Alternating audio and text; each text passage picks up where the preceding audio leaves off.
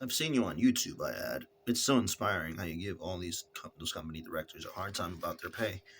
Well, Seb shrugs. It's what I believe in. And so does Ryan, I say quickly. He wants to make a difference to the world, like you. Moving, I've said enough to persuade him, but Seb shakes his head.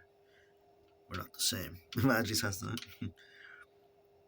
I'm afraid I'm having trouble processing this, he says. A Hollywood producer wants to take on a junior role at an ethical investment firm, a low salaried and glamorous research role.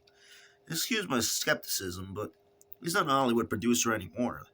I cut in bluntly. He lost everything. He's had a terrible time, and he knows he needs to start again from the bottom.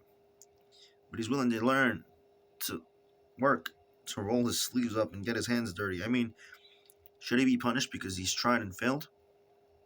I lean forward, my voice rising passionately. He's so talented, has so much to offer, but he feels washed up. Most people wouldn't even give him a chance. But maybe you could be that person. You could change his life forever, and maybe that would be worthwhile too. The silence is set, but digest my words. You're a good advocate, he says at last. You ever thought of going into law? I can't spell, I say honestly, and Seb throws back his head in laughter. Wow. Well, at least she sticks up for her friends, right? Well, you've sold me. Do I get a meet? Ryan, is it? He's running around the corner, I say eagerly. He's got his CV with him. I'll text him to come here, shall I? I send the text, and there's an awkward, silence. Seb says, I'll make some more coffee, and gets up from his desk. He's gone for a while, and I could hear him talking in a distant room. I don't try to catch what he's saying, and I clamp my hands by my sides, where I can straighten any more precious vases. I'm feeling a touch jittery about Seb and Ryan meeting. Yeah, because Seb is really by the books, and Ryan's a little more pushy. So you have to be careful here. You can advocate this agreement, but you have to make sure it goes smoothly. You know this, right? I'm feeling a touch jittery about Seb and Ryan meeting. I hope Ryan is open with Seb. I hope he doesn't get defensive and try to show off in the way he does sometimes. I hope he shows the real thoughtful Ryan, the bruised, humble Ryan, who's learned some tough lessons and wants to start again, however much work it takes. The Ryan I know. Well, Ryan with his girlfriend is different than Ryan with a man. You're gonna know that, right? I don't know if you know this, but like I say, men and women are not the same because of these stark differences. He's gonna treat his girlfriend, you're an asset to his life. The other guy, maybe not. He's different. So you have to keep that in account. Why didn't you? You should give him the heads up to lick his chops for a bit, make sure he weighs it out, But here we go. The sun comes back in a jump. He should be here any minute, I say. This is why I don't do many of these kind of things. Yeah. Rather be poor than be a whore, you know what I mean? But here we go. Here it comes. Great Seb smiles, but it's not with the warmth he had before. And there's another awkward beat. I'm desperately longing for Ryan to appear. And when at last he steps in through the door, my heart catches. With his blonde hair and tan looks, he looks like a movie star. And he greets Seb with a dazzling smile, lifting his hand for a high five. When Seb doesn't respond, but extends his hand for a traditional business handshake, Ryan doesn't flicker. He simply shakes Seb's hand as though that's what he meant to do all along. Exactly. You're not supposed to be rude, but it's just weird.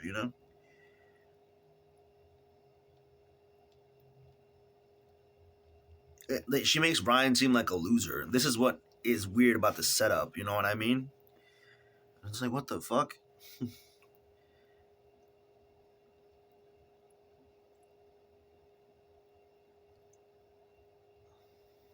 So you're the mystery man, he greets Seb in that charming way he has.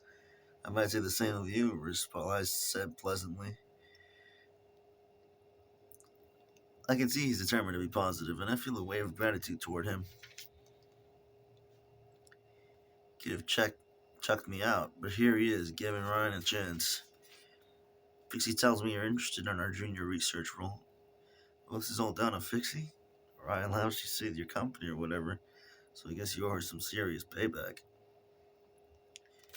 I wince inside and hastily chime in. Holy shit, I never said that. Well, I'd be glad to have a chat. To Seb, you've been working in Hollywood, I understand?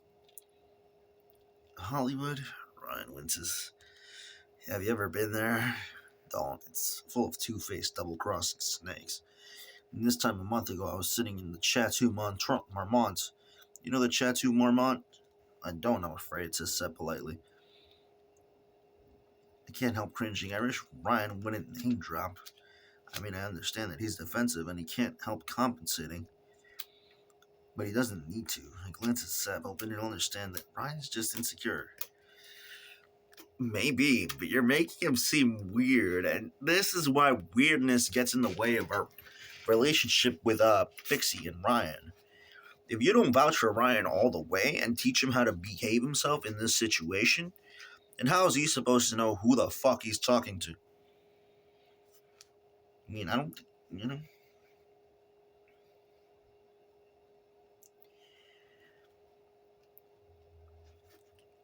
She's like smothering him a little much, don't you think?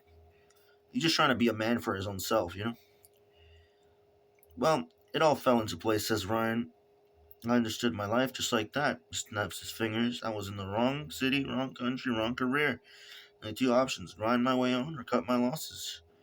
He spreads his arms and addresses Seb directly. And so here I am, and I need to start again. Whatever it takes. I see Seb seems to be taking us in. And you really think ethical investment is the right area for you? There's silence. Ryan's blue eyes are flickering to Seb and to me and around the office as though he's weighing up what to say. Well, he's not gonna be like, oh yeah, I'm in love with this kind of deal, but I'm glad to be here, hopefully. Let's see what he says, though. Here he goes. Look, he says finally. I don't know. I don't know all the answers. I thought film producing was for me. I was wrong. All I can say is if you give me a chance, if you can help me back on that ladder, then I'll pay you back. I'll work my ass off, and you'll appreciate it forever. He sounds so passionate, so humbled, that I want to cheer. This is the Ryan I love, the honest, heartfelt Ryan who's had some knocks but won't give up. Sebastian's face has softened during Ryan's speech. Now he looks as though he has real sympathy for him. Knockbacks happen to everyone, he says, and I should imagine Hollywood isn't the most straightforward place. Good for you for wanting to start again. I mean, there'll be a lot for you to learn. I'm happy to learn, says Ryan emphatically. I want to learn. You know what? Maybe some of what I picked up in the film world can help you too. Sam is silent for a moment, eyeing Ryan up and down. And then he seems to come to a decision. I'm going to bring in my head of research, Allison, if you don't mind, he says. I'm sure she'd love to meet you. We'll be going then, I say hastily. You need to talk properly about everything. Have a great chat, and thank you, I add to Seb. Thank you so much. On impulse, I pick up the coffee cup sleeve from where it's still lying on the desk. I grab a pen and write paid, followed by the date. More than, I say, as I give it to him more than paid. Well, thank you, Seb's eyes crinkle as he reads it. I appreciate it. See you later, Ryan says to me. We're meeting at Six Folds Place, yeah? Are you a member of Six Folds Place, he adds to Seb, the private members club? No, says Seb. That kind of thing isn't really my scene. This is kind of awkward, but let's just get on with it. Fair enough, says Ryan quickly. It's all pretty fake. But Thai food is. What? Sebastian's eyes light up as he turns to me. I was wondering if you could give the details of that restaurant you mentioned. Of course, I say. His business card is still attached to the coffee sleeve, with his mobile number on it, so I quickly text him the contact details for the restaurant. I know I'm not the one being interviewed here, but even so, I feel like I am the more helpful I am, the better for Ryan. Thanks, says Sebastian, smiling at me. Well, I guess I'll go and get Allison. Bye, Fixie. Bye, I say, and shake his hand, feeling suddenly shy. Whoa, hey, oh, hey, oh! Alright, let's just get on with the story, huh? This is getting awkward. Like a love triangle kind of thing. Here we go. Thanks again. Thanks so much.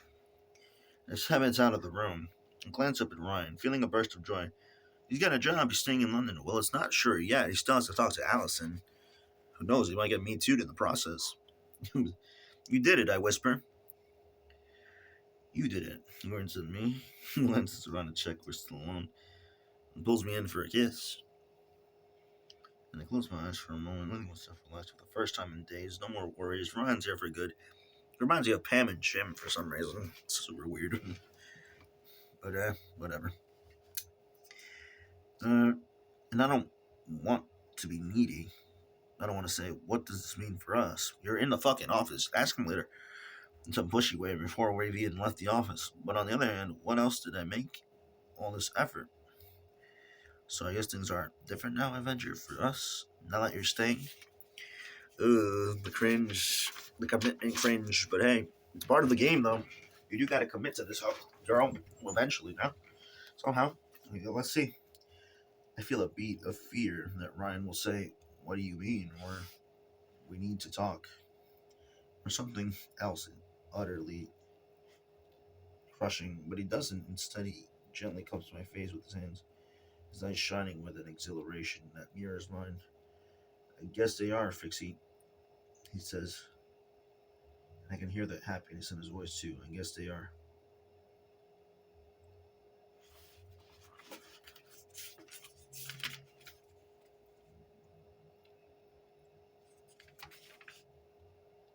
Oh, that's chapter 9, end of it.